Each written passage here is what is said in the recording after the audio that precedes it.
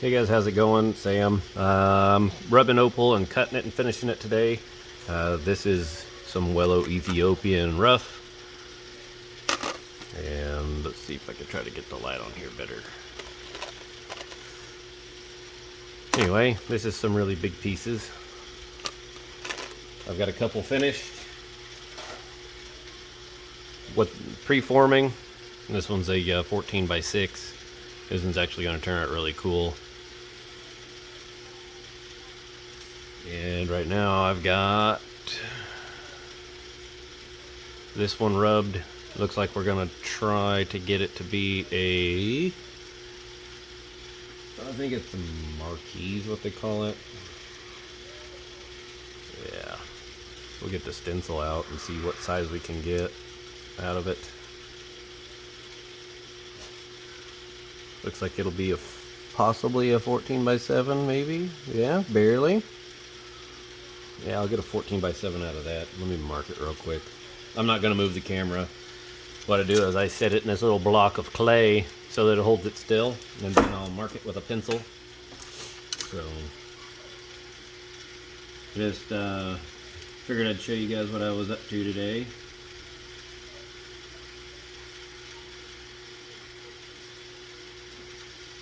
Give me a second.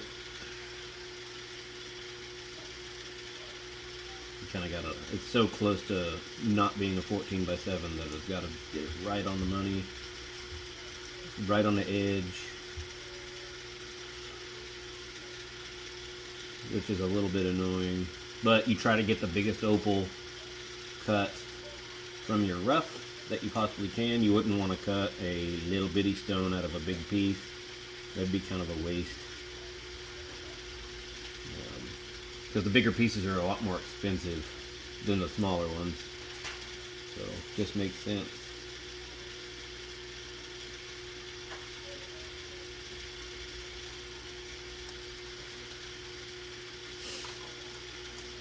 There we go. Got it marked. We'll start cutting it. Hope you guys can see. I tried to put the camera to where you guys can see what I'm doing. It's not going to be extremely noisy, but I'll just show you preforming.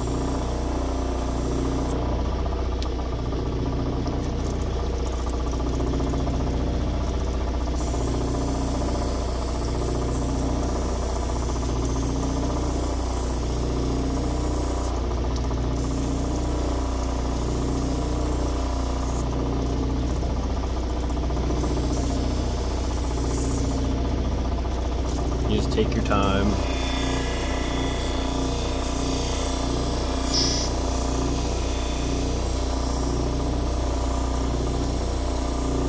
The reason I calibrate opals is they're worth a lot more when you're calibrating them. If I just did freeform, they wouldn't be as valuable. These could be put into jewelry. Freeform, you would have to have custom jewelry made. It just gets expensive, more so on the jewelry side of getting the metalwork done. So, can't see.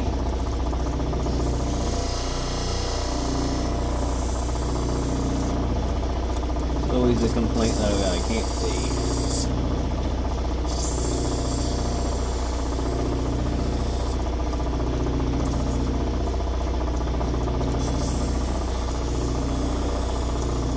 Yep, I bumped the camera, sorry about that. I usually have my head closer.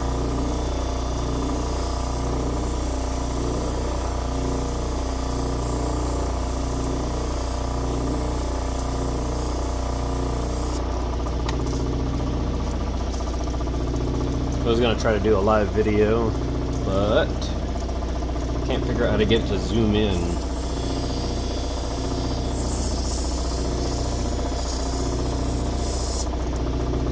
If you guys like this video, I'll probably try to figure out how to do a live.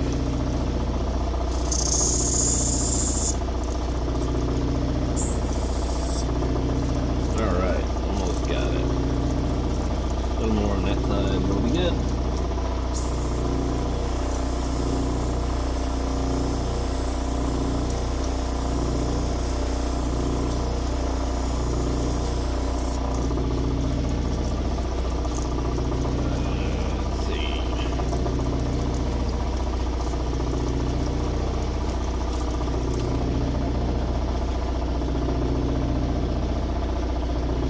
14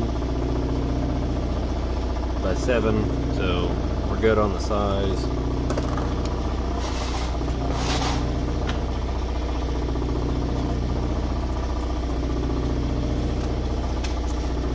Ugh. Dropped it on the floor. Fantastic, it landed on a box, so it's all good. Now you just gotta, I gotta preform the dome.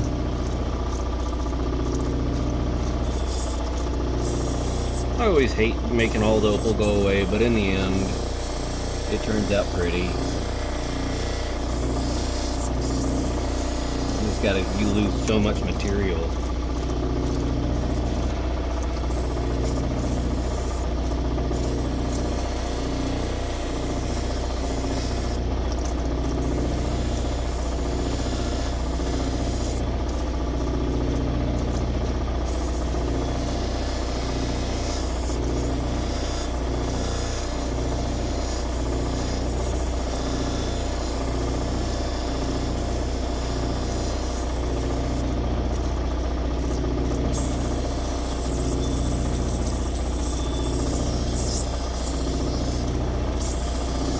With cabochons, you want to make it even.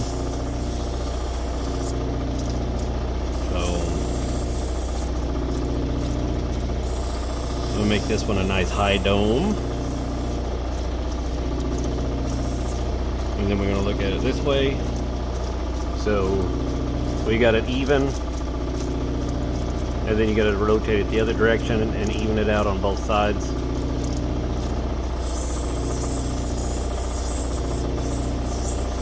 This one's going to come to a point on each end. So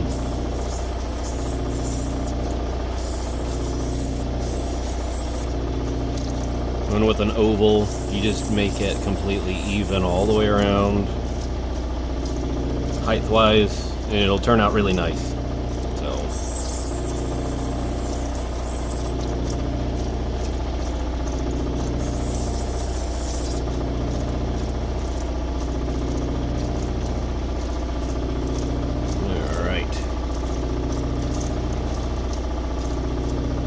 We got the height established. I go in one more time and just even out the edges on the bottom, to the bottom side of the top, that is, and then I will put a slight bevel on the back so that it's not completely flat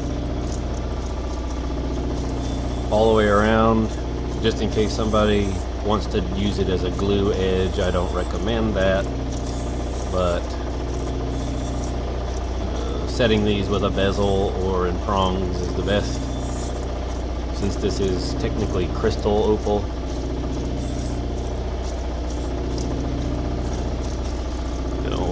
Get that little bevel around the edge on the outside, and then we're good to go, and I'll move on to the next one. With Welo opal, it takes a while for it to dry out and get all of its crystal structure to let the light out of it. Your fire, that is. You can see a little bit of the red in here, but this has a lot more color in it than just red.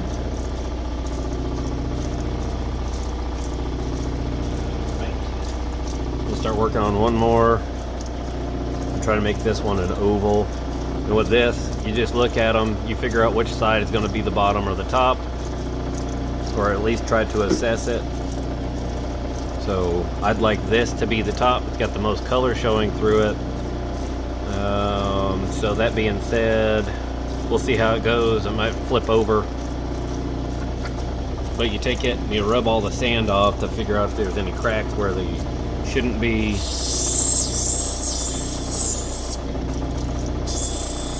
This one's pretty solid, so doesn't have sand running through it like the other one was. So, but yeah, you just got to get all that sand out.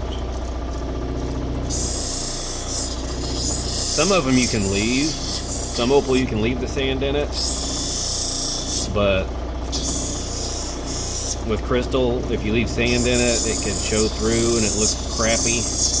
Makes everything ugly.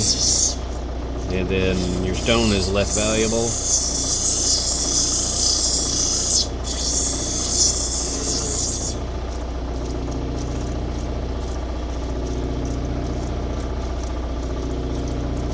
looks like this is going to be the bottom, this is going to be the top. It seems that the color is right up underneath that layer.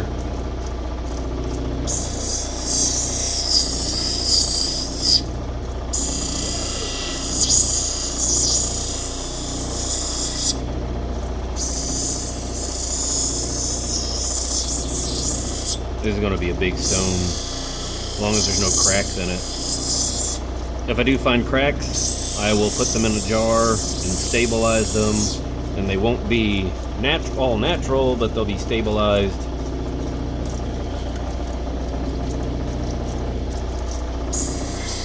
They're still nice stones, still valuable, just not as valuable as an all natural one.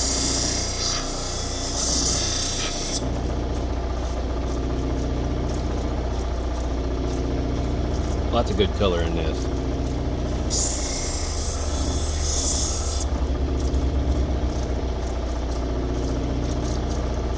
Anyway, that's how we rub that. We're at 11 minutes on the video, but this one's going to turn into an oval.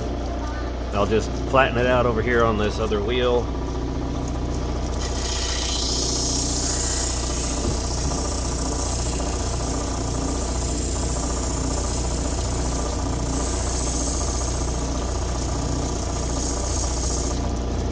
Got that all flattened out, and then I'm going to mark it, and then we're going to make a high dome stone out of it. So anyway, I hope you guys enjoyed that. I'm just going to stop the video 12 minutes. Next time I'll try to do a live when I'm cutting these, so I'll try to make it later in the evening or something so people can watch. Anywho, hope you guys have a good day, and I'll see you tomorrow. Auctions for Opal start at sometime in the morning.